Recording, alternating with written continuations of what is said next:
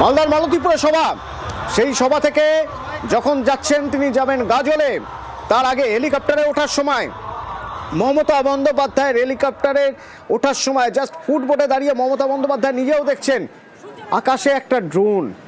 কারা কিভাবে কন্ট্রোল করলো এই ড্রোন? এখানে ড্রোন এলো কিভাবে? প্রশ্ন ছুড়ে দিলেন তিনি যে পুলিশের নজরে রাখা উচিত। একজন ভিভিআইপি হেলিকপ্টার উঠবে, তার আগে সেখানে ড্রোন উঠছে। কারা করলো তাদের চিহ্নিত করা উচিত।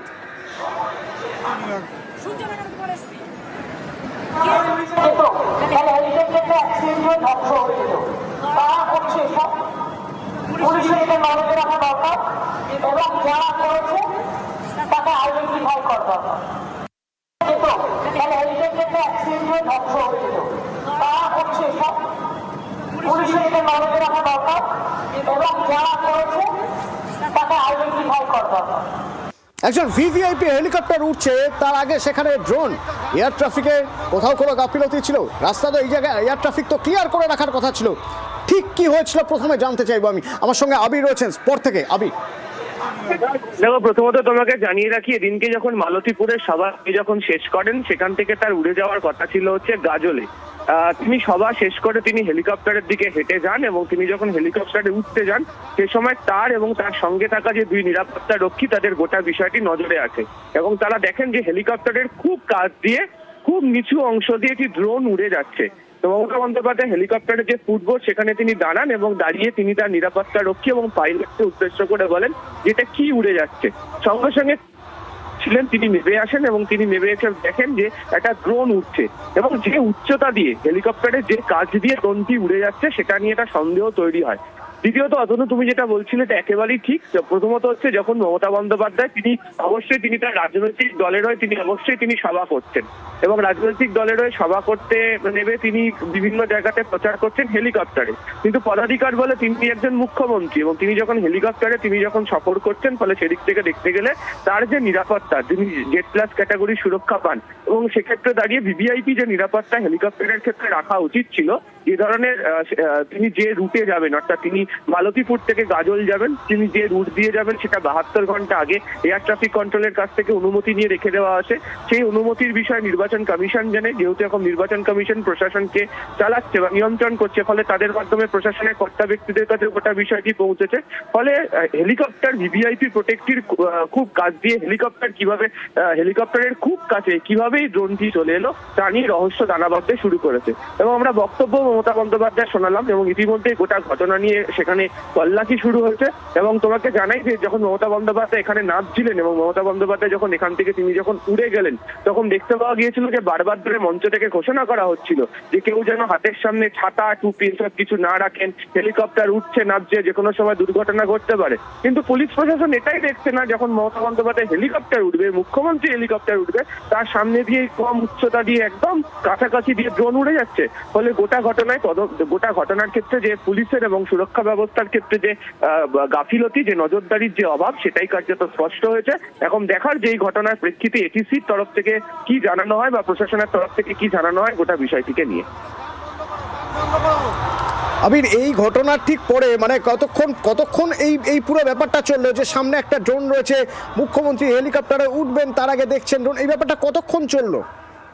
দেখো, যে উচ্চতাতে ড্রোনটি উঠছিল এবং যে জায়গাতে, তার কারণ হচ্ছে যে মুহূর্তে মমতা বন্দ্যোপাধ্যায় প্রশাসনকে দেখতে বলছিলেন তখনও পর্যন্ত আইডেন্টিফাই হলো না যে ড্রোনটা কি অপারেট করছিলেন।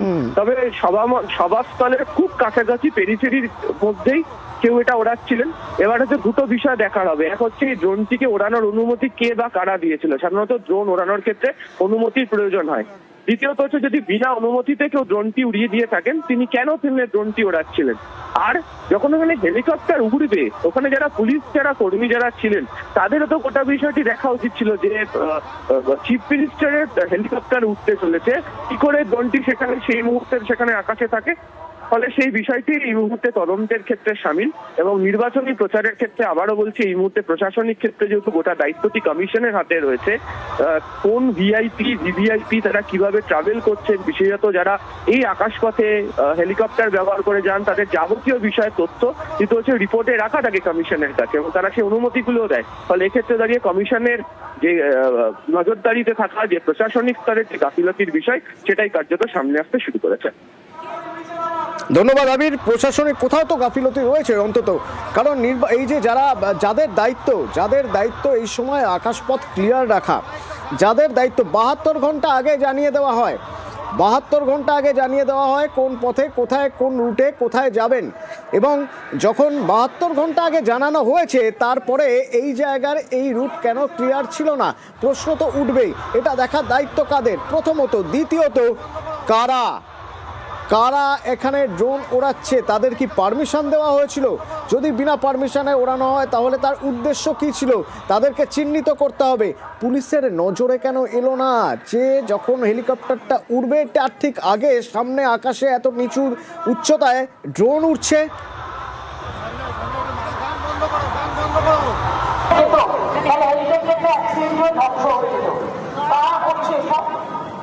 পুলিশের এটা নজরে রাখা দরকার এবং যারা করেছে তাকে আইডেন্টিফাই করা দরকার। কিন্তু হেলিকপ্টারটা অ্যাক্সিডেন্ট হয়ে ধ্বংস হয়ে যেত, তারা করছে সব। পুলিশের এটা নজরে রাখা দরকার এবং যারা করেছে তাকে আইডেন্টিফাই করা দরকার।